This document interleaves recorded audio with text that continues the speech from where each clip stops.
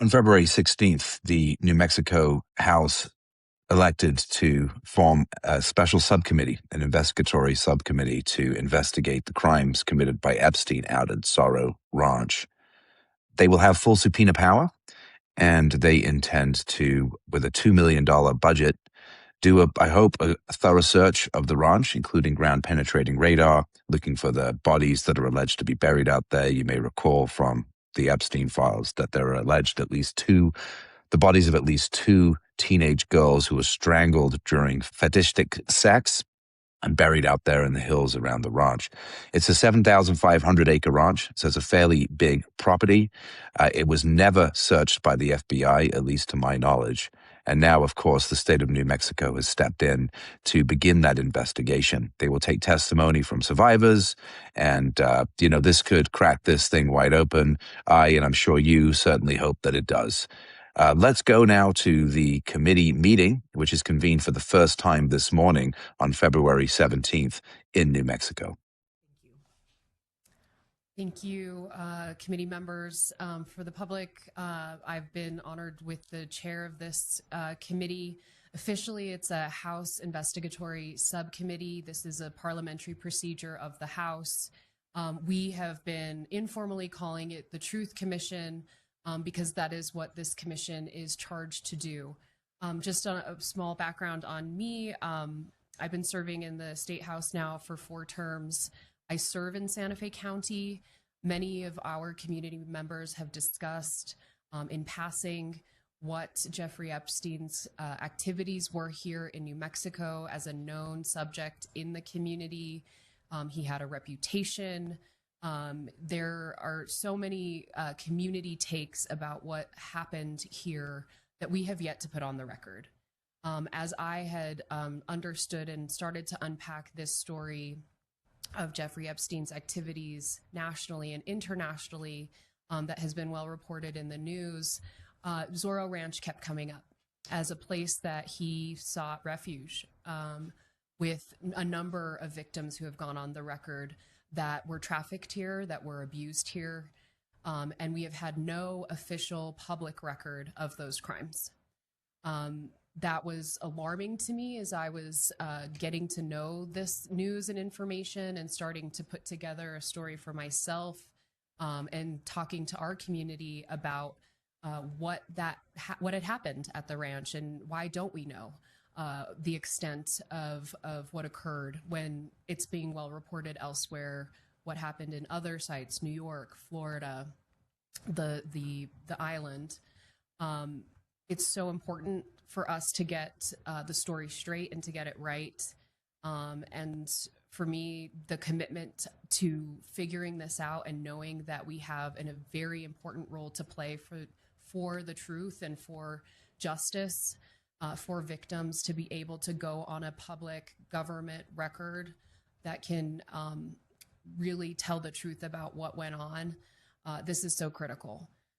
So I'm so grateful to members of the committee, to the leadership of Speaker Martinez, and to the House for taking this on and entrusting the 4 of us to develop this reporting and to make sure that the public knows what's gone on.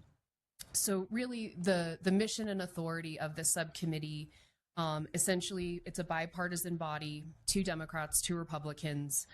We're charged with conducting a full and transparent and legally rigorous fact-finding investigation into the criminal enterprises of Jeffrey Epstein, and specifically how New Mexico was used in those operations.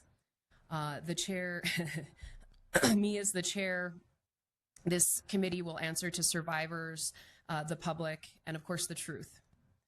We have a budget of $2 million, and we will be looking to staff our subcommittee with legal experts, experienced investigators, project managers, and support staff that will be necessary to process through a substantial volume of evidence and new evidentiary findings, depending on different interviews and compilations of investigations that we will be going through. Staffing will be conducted promptly through our legislative council following the session, which ends on Thursday at noon. and these investigations will proceed without delay. For the public, we will be setting up a public website where we have public information to provide. We will be posting regularly on that website any information or business that we are doing as a committee, and anything that is available to go public. This committee will decide what gets allowed to be publicized, and of course with the sensitivity of ensuring that any survivors or victims that want to stay off the record do indeed stay off the record, and their identities stay anonymous while we are able to continue to conduct our work and put a story together. We will also have a tip line available on this website, and we are also working with the New Mexico Department of Justice as soon as our technology gets set up. For now, we are already working with the New Mexico Department of Justice to refer various tips and various pieces of information that are already coming in to our subcommittee to be able to vet through. So the business of the subcommittee has already commenced. What we'd like to say to the public as well is, while we don't have an official line, anyone that has information about Jeffrey Epstein's activities in New Mexico, we would love for you to come forward to us. We will provide a safe space to have that conversation and have the legal infrastructure to ensure that we can get you on the record. And if you would like your identity protected, you can come forward. This is so critical for us to put a valid story together for the public to understand, but we want to welcome those who have suffered under the hands of Jeffrey Epstein and other perpetrators surrounding him to be able to come forward to this subcommittee. Again, we're also working with law enforcement, our public safety department and local law enforcement to ensure that if there was any reporting that happened in the past and any stories that we need to put together now, we may be also reaching out to those who may be identified in these various documents that we are already starting to unpack. Our subcommittee also has subpoena power and legal authority. So as we continue to formally commence this subcommittee, subpoenas will very likely be issued for those that do not want to voluntarily come forward and speak to us as a subcommittee. We will not only be scrutinizing and reviewing all available documentation for subpoenas to be promulgated to different folks, but there are already folks of interest pertaining to Epstein's activities and criminal conduct that we will be looking into.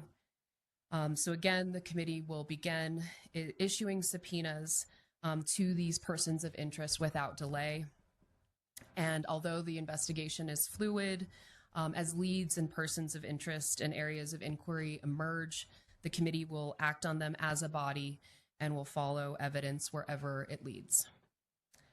I again want to thank our subcommittee members for taking this time, and I know this will take a lot of personal attention and time, but your commitment to transparency, survivor-centered inquiry and accountability is duly noted, and I think has all the respect from myself, and certainly have been getting the respect of many people in our community, and with an unanimous vote of approval for the subcommittee, certainly the approval of the New Mexico House. So we will continue to provide more detailed public updates as this committee advances, and would love for the public to join us on this forthcoming website. We're happy to provide alerts to anyone on any updates that the subcommittee has for you as well. And we can do that following the meeting. We will also have public comment following the formal portion of our meeting. And for now, I'd be happy to take any comments or questions from the committee, should you have any. I just wanted to thank the chair for getting us to this organizational meeting right away, and also just let members of the audience and the public know that this commission is also really dedicated to being trauma informed in the way that we go about things, to be victim centered, which I know victims, survivors haven't necessarily been afforded in the other investigations that have happened. And also those folks who need help right now. The New Mexico Coalition of Sexual Assault Programs is incredible here in our state. And you can visit nmsahelp.org if you need to reach out to somebody right now. Thank you. Representative Anaya, any other questions, comments from the committee? Okay, we can go ahead and go to public comments. This has been a quick turnaround for this committee. We have a minute opportunity for folks to, if you have an inquiry, that's one thing we can essentially compile those. We'd be happy to get back to you with those so that we can keep a record of any inquiries that we have. If you have information, this is a forum to be able to provide that. I know there's a number of people online, but we can give them 10 minutes of public comments with a minute per person if there's anyone that wants to speak. And for folks online, feel free to raise your hand.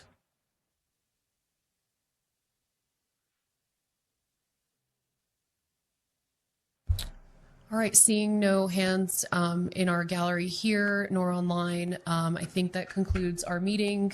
We'd be happy to take any questions following the committee hearing. Thank you. With that, we've adjourned. And this is why we have the separation of powers. This is why we have state governments and state sovereignty. We are a United States, a federation of sovereign powers that have collectively agreed to an overarching federal superstructure that has limited power and limited jurisdiction. Hopefully, the state of New Mexico can fill in the gaps that our federal government is just severely lacking in doing. They have just completely failed to disclose relevant information, and I think this hopefully will lead somewhere. I just would like to point out that the members of that subcommittee all seem to me to be pretty healthy individuals. I don't think that they were depressed, and I'm sure that their cars are all in good working order. God bless them, and I hope they do well in their work here.